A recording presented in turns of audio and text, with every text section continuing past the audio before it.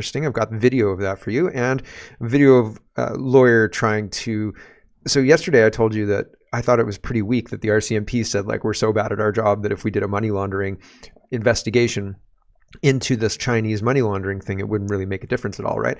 And I thought that was really strange. And the lawyer asks about that, and I thought, man, we should check that out. So there's lots to get to. Let's get to it. First, we have to talk about money, and Danielle Smith is highlighting how terrible Justin Trudeau is in different contexts. Here's one.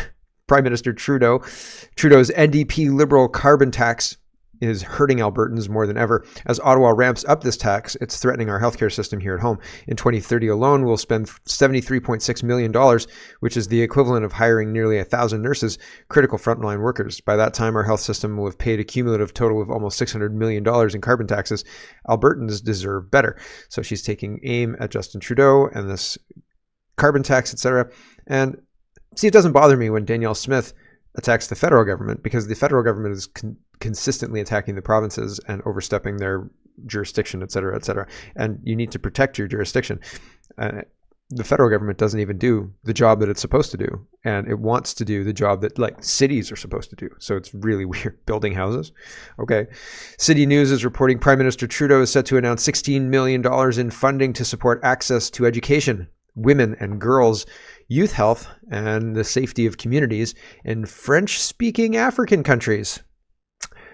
We don't need any money in Canada. I mean, First Nations access to clean drinking water. Psh, African countries need access to education for women and girls and youth health. Okay, so nuts to your drinking water, okay? We've got money to spend in African countries that want us to spend it there. So that's what Justin Trudeau's prioritizing, I guess. I think if we had a leadership team in charge at any level, they wouldn't send money outside of Canada unless that money was purchasing something that Canada needed, right? Trade is great. Sending money to Africa for women's health and abortions, bad, very bad, right? I think it's a net negative. I don't think anybody's winning, because when you disrupt like that, like say you're a farmer in Africa and you've grown some food or something like that, right? And you want to sell your food. You can't sell your food if somebody can just go get free food from the United Nations handout down the road. So like you're messing with the economy in a way that is really, really tangible, right on the ground, right? Like, here's food. Yeah, it's a darn shame that, you know, all that work goes to waste. Oh, well, here's some food, right? So it's a really strange thing to me that we have normalized this and in fact leaned into it. And now we're just buying wholesale armies for other foreign countries that we have no military agreements with, until Justin Trudeau signed one recently. And everybody seems just fine with that, when Canada used to be more of a peacekeeping country that would focus on peacekeeping rather than engaging in a hot war or engaging in, you know, just bombing places and or coaxing or threatening Russia, basically saying we're going to do everything we can to start a war with Russia. And when that happens, we'll run to the United States and hope that the United States protects us, because we don't have an army to do that, unfortunately. Sam Cooper, let's talk about China. China is a big deal right now too. Big deal. Really big deal. And so Sam Cooper says on October 3rd, he's responding to Stephen's post, Canada's money laundering problems. Stephen's exaggerating the problem. Former RCMP Department Commissioner Stephen was right. The laundering is out of control. Okay. This is what I was talking about yesterday. Because multiple backups networks could be used for money laundering activities, it was felt that a successful financial crime investigation would have no insignificant impact. Deputy Commissioner ultimately refused the request because the proposed investigation was not sufficiently impactful to justify a higher prioritization. I read this as, we're so inefficient that doing anything, the criminals are so smart and we're so terrible that doing anything would be inefficient. And that's terrible. Like, that's a pretty terrible read. But I guess what they're saying is it's so much that the RCMP can't tackle it. And so they're not going to do anything. And I still think it's a weak position. Sam Cooper's talking about this. Invert the RCMP answer on this case, and it is Canadian police say Chinese election interference networks are so pervasively using organized crime and money laundering that undertaking one or two cases won't make a dent, which is what I've been reporting in other ways. So Sam Cooper's agreeing with this, and they're saying it's such a big problem. It's so massive that even if they could get something done and dusted, it wouldn't make a difference anyway. And that's crazy. And just to remind you, I think it was 2018, there were money laundering investigations that were shaping up in Vancouver. Maybe it was later than that, 2019. It was before COVID for sure. And so these money laundering investigations were linchpin. Like if these things went through, then other cases were on the docket, ready to be filed, ready to go. Like people were like, this is the shot, right? And then the case fell apart. And it's all has to do with money laundering and the casinos, and they were using real estate as well to launder money. People were showing up in lawyers' offices to finish legal, like house sale paperwork with bags, hockey bags full of cash. And the lawyers were like, should we do something about this? And everybody just said, meh. So, and they tried to get all sorts of investigations done, and they all fall apart. And so, I mean, why bother? It's like kind of why bother policing when they just put these people out on bail anyway, right? So why bother? And so Sam Cooper's saying, yes, it's so numerous. It's such a big problem that the RCMP can't even begin to address it.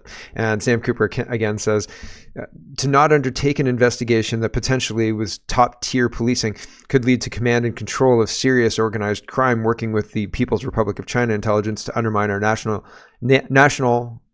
our nation, and support some of our senior politicians and attack critical MPs. That's inexcusable. So on one side, you could say, okay, it's so numerous and it's big and you can't do anything about it. So operationally, it doesn't make sense. But on the other side, if they don't do anything, if you're like a criminal, well, look at the shoplifting that's going on. In England, kids are now going shoplifting, and that's weird. Somebody said, I was watching Tulsa King, and somebody said, oh, all these crazy things are legal now. Marijuana's legal, shoplifting's legal, cocaine's legal. And somebody said, cocaine's legal? And it just kind of glosses over that. And I was like, well, that's interesting, because that's inserting this idea that you can go and steal things from corporations and that's not going to have a consequence. And it is going to have a consequence in that the corporation is not going to be around for you to steal from in a while, right? Or to buy from either. And so like this whole idea that criminality is okay, or that the criminals aren't going to have any kind of pushback.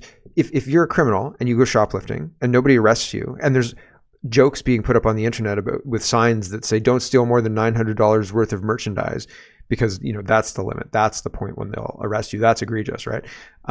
It undermines the whole everything. And so like our entire system is being run by people who now control a clandestine black market network of money to influence politicians, and the police know about it and they're not doing a damn thing about it. And politicians are being targeted for, Michael Chong was targeted. There are other targeted MPs who are not good for this clandestine network, and they're trying to get rid of them. And they've been successful in different cases. And it's not just federal politics, it's provincial and municipal as well. There were some mayors in Vancouver and so on that were very suspect, and all sorts of weird things going on with that. And so all of this is to say the police are essentially saying the Chinese can do whatever they want, or this big criminal network can do what it wants.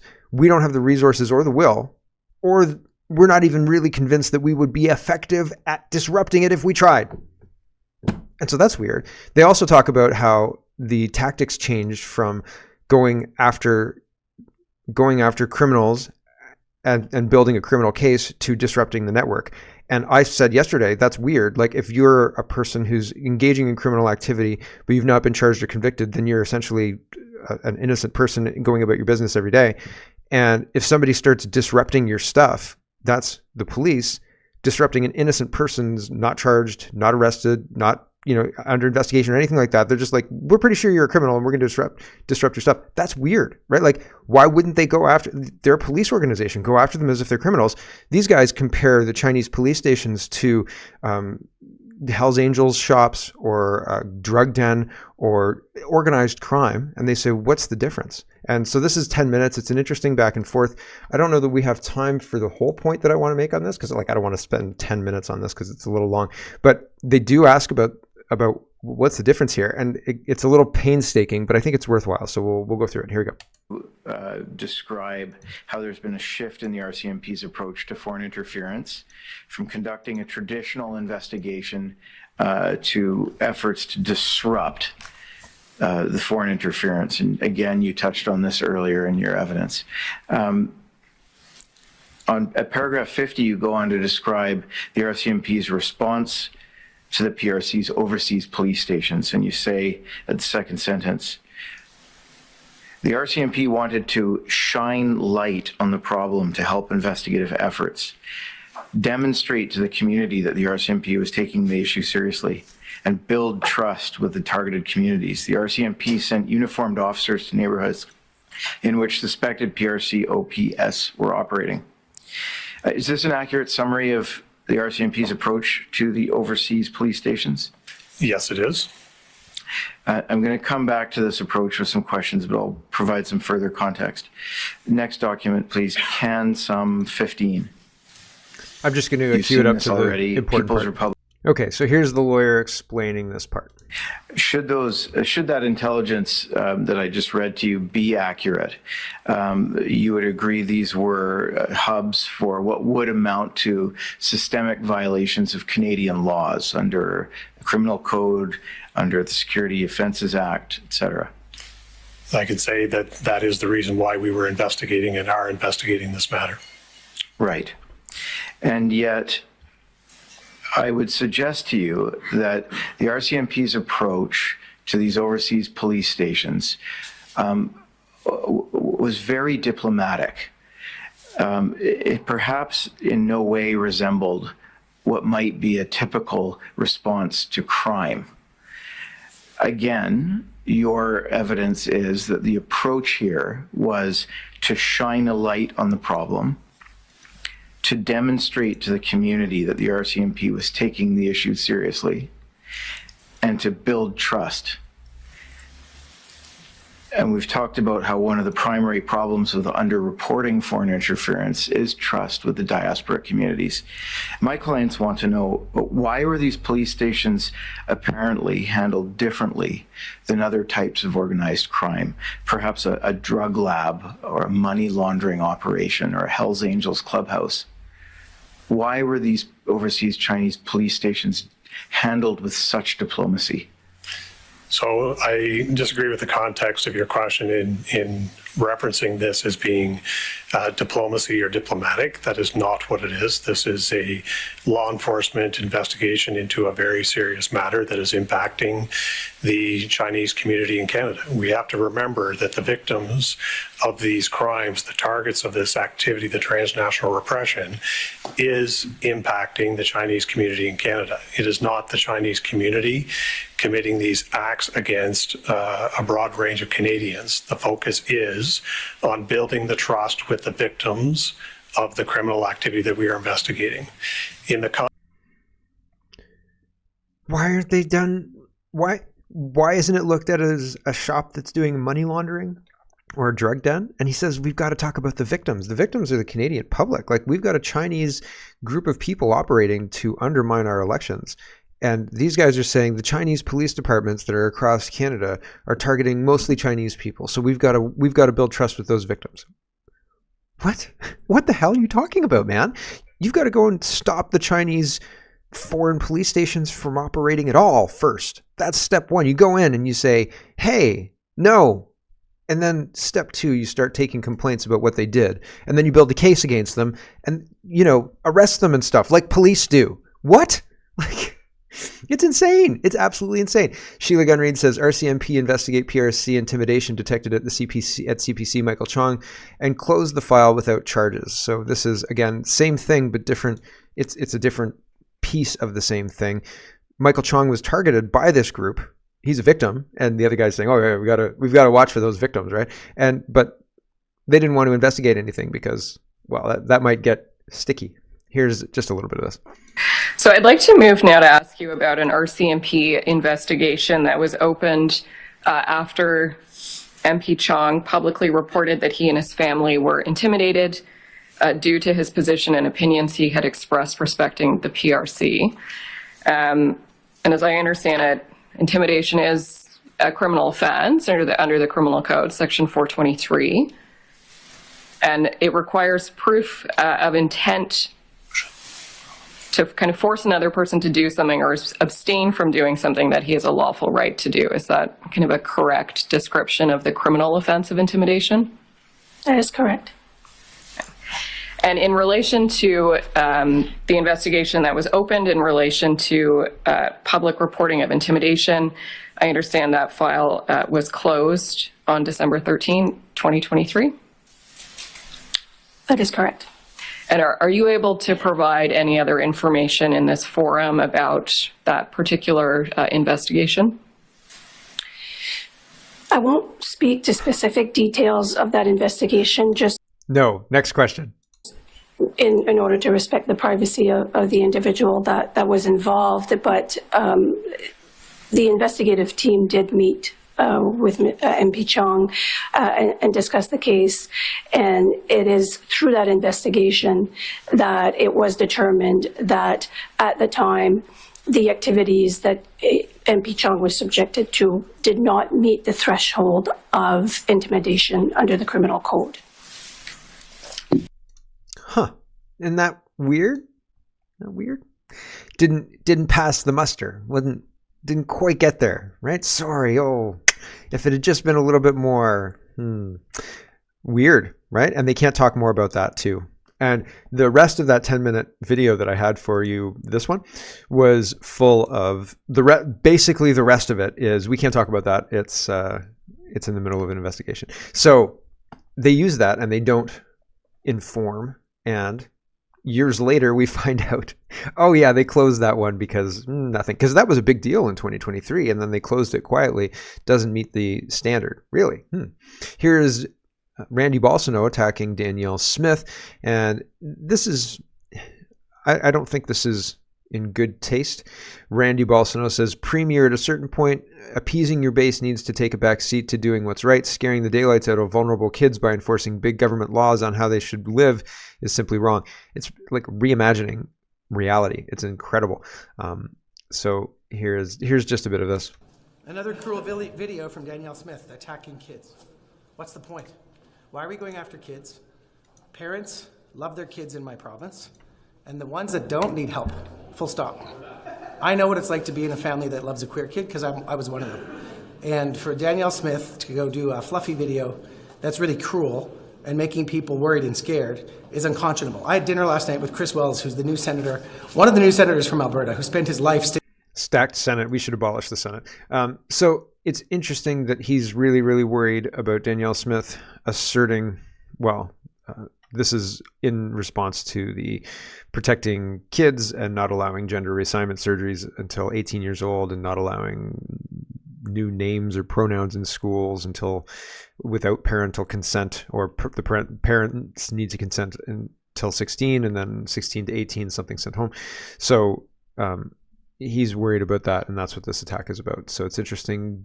Dina says, your problem is, Minister, Danielle Smith is doing what's right, and everybody but your government and your paid gender shills know it. Your government hasn't done what's right on issues of gender and women's rights since it came to power. That's true. That's very, very true. Bruce is sharing this video of Michael Barrett, and he says, CPC MP Michael Barrett asks if the Trudeau government thinks they get to decide what the House of Commons can and cannot do. Trudeau called the $600 million snap election during a pandemic to block the release of documents. So it is interesting to recall that the last time things got to a fever pitch in Canada was about documents that needed to be turned over, and the government sued that speaker in order to prevent that from happening. Will that happen in this case? It's interesting to see. I don't know. Here's this video. So what we've seen before with this government, when there have been document production orders from the Royal Canadian Mounted Police, the government has used things like invoking cabinet confidence to not release documents to the RCMP. The RCMP has been very clear that that's a matter of fact and matters dealing with this Prime Minister.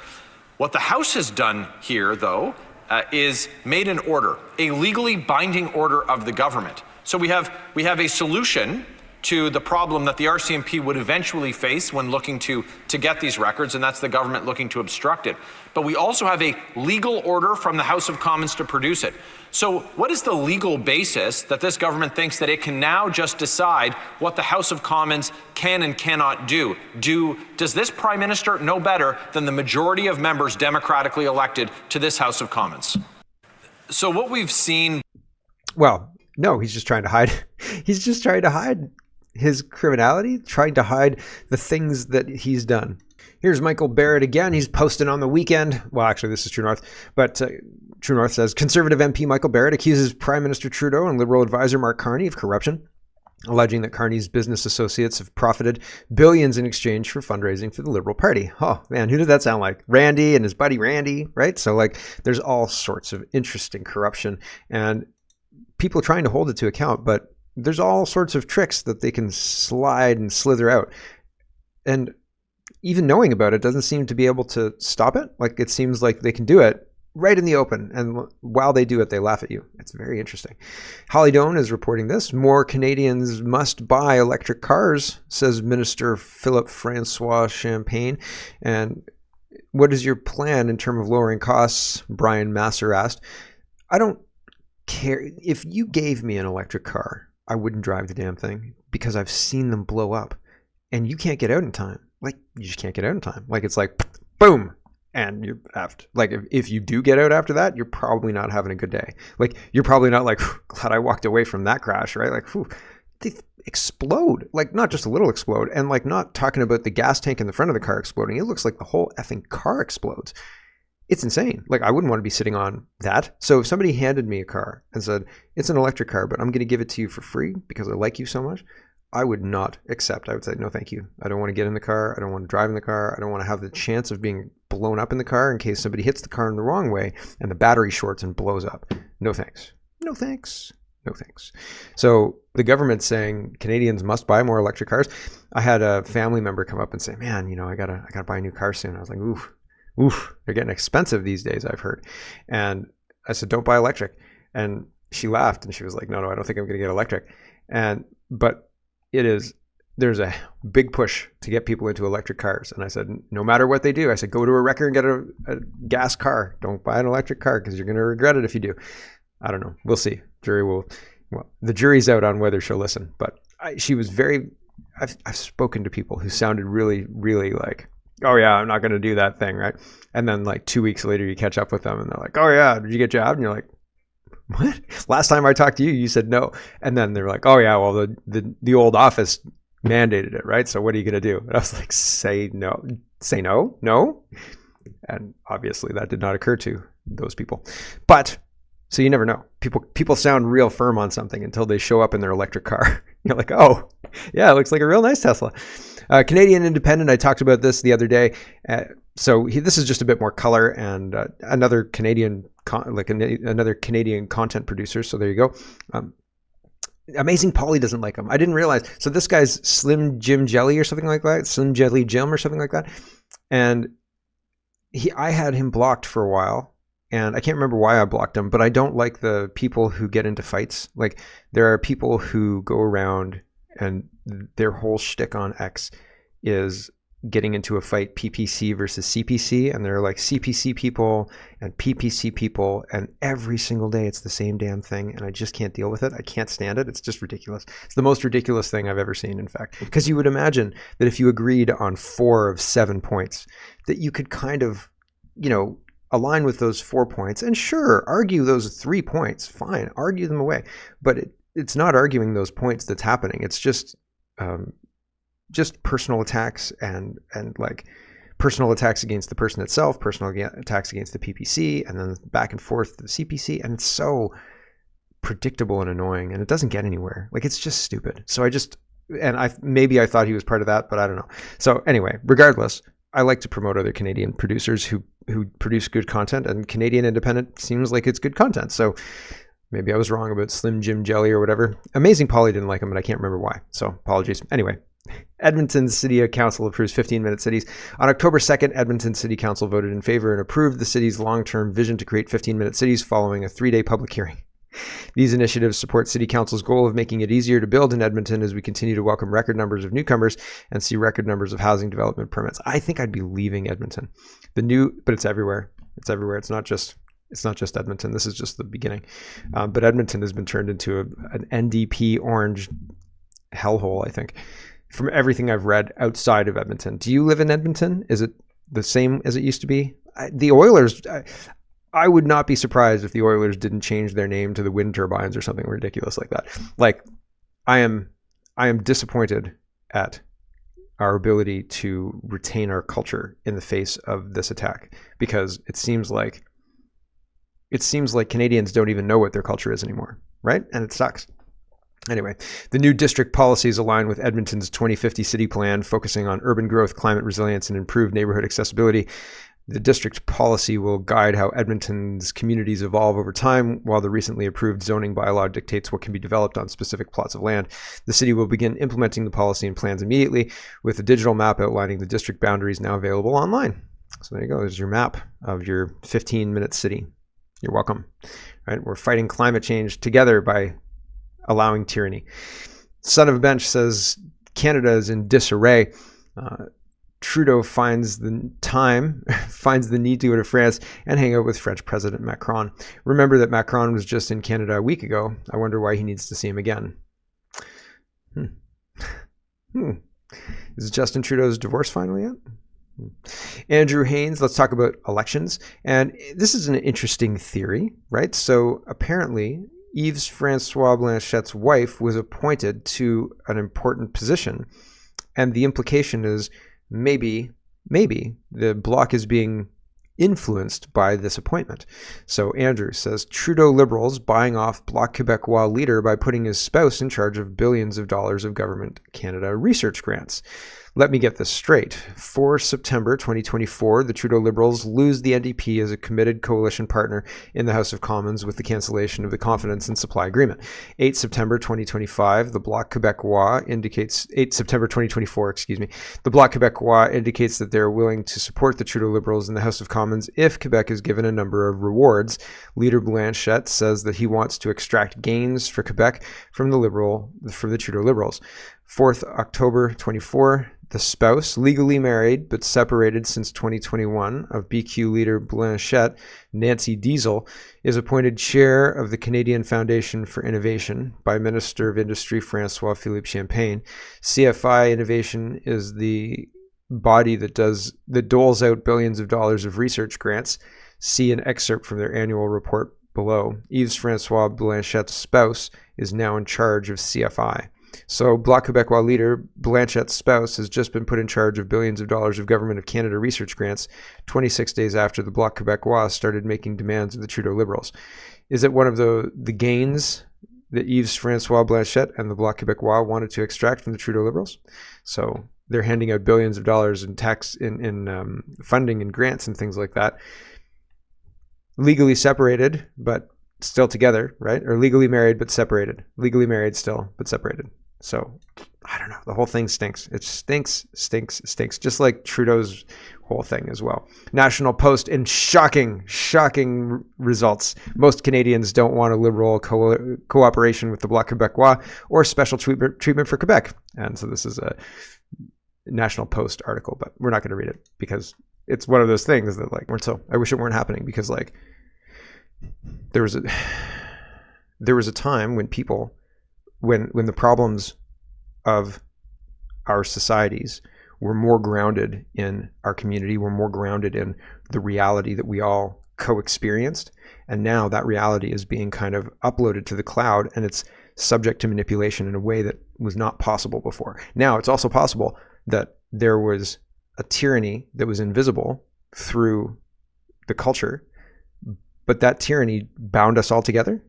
Does that make sense? Like the tyranny of wanting to be a good person, it's being exploited against us now. And I'm just kind of spitballing here, but like there was a community, and you went to church every week, and people checked up on you. And if you started stepping out of line, drinking too much during the week, et cetera, there would be a way to bring you kind of back in line, to socially bring you back in line. And we all agreed collectively, that, you know, if you're drinking too much and not going to work, collectively, that's not good for you or your family or your kids, or collectively for our community as well. So you should not do that. So we care about you, and we're going to bring you back to a sustainable way of life type deal. And is that tyranny, or is that a caring community, right? And so it's been cast as tyranny, but now that same tyranny of wanting to be a good person is being used to normalize trans ideology. And if you don't, or like the race ideology that white people can't be discriminated against, but everybody else is at base discriminated against by white people, right? Like, we're supposed to, if you're a good person, you believe these things, and that's not true either, right? And it's this very strange shift. So I'm willing to admit, though, that the 1970s or 60s or 80s, when I was born and alive, it could have been underpinned by something that could be described as tyranny, sure, but I think it was a collective tyranny. I think it was something that we all agreed on, and I think that it was so ingrained in us that we didn't question it.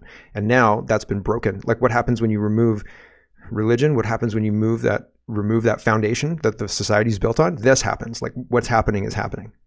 That's the result. What's happening is happening. The result of removing the foundation is what we're living through now. That's what I'm saying, I think. Let's talk about the United States, and then we're done.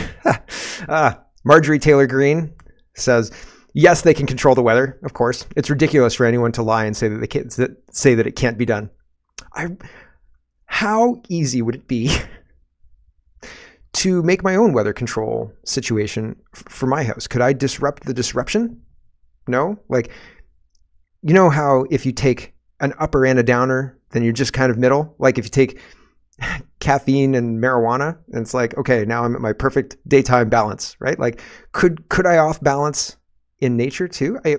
Theory, yeah, but you'd need to like figure out the right amounts, right? And you'd need to figure out, I'd need a lot of money to get some planes up there.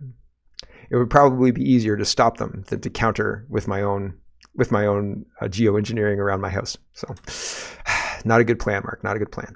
MJ Truths shares this: Trump is a good man. Space Force commander who was fired and lost his pension for criticizing DEI trainings in the military was just given a job in Trump's administration. Trump promises to create a task force to make sure DEI never shows its ugly head in the military ever again. Do you think a political party that just said we're going to remove DEI from Ontario, that's it, that's all we're going to do, would be successful? Right? They'd attack it, I think, right? You could name it the far right the Ontario Far Right Party, and we'll say we're removing DEI. And when they say you're far right, we're going to attack you. So you betcha. That's exactly what we're going to do. We're going to remove this crap. Stem and leaf, or stem and whatever, root and stem. There you go. That's it. We're going to remove the whole damn thing. I think I'd vote for that. I'd vote for that in a heartbeat, sir. And it wouldn't be much to the rhetoric. It'd be nice and easy, right? Root and stem. It's right out of what is it? V for Vendetta, isn't it? Yikes. That's all right. It works. It's good. It's a good slogan. Sarah says Trump goes off about his spinny chair and says he doesn't want to sit in it because he'll fall on his ass. 25 seconds, worthwhile. Here it is, your moment of zen. I think I'm going to stand. This chair is the most uncomfortable chair I've ever. First of all, it spins. And the one thing I don't want is to fall on my ass, because that will be the only story. They'll say, sir, you did great. Too bad you fell. That would be the only story. So I'm not sitting in that sucker. I think it's a booby trap. That was put there by Kamala. Yep. All right. So the world's crazy, and it's getting crazier, and it seems like our government is against us, and it seems like that's true of everywhere. And it seems like if you fight against it, they're going to try and criminalize you. And I think we should remove DEI, root and stem. Have a wonderful. Thanks for watching. Thanks for your support, and have a wonderful, wonderful day.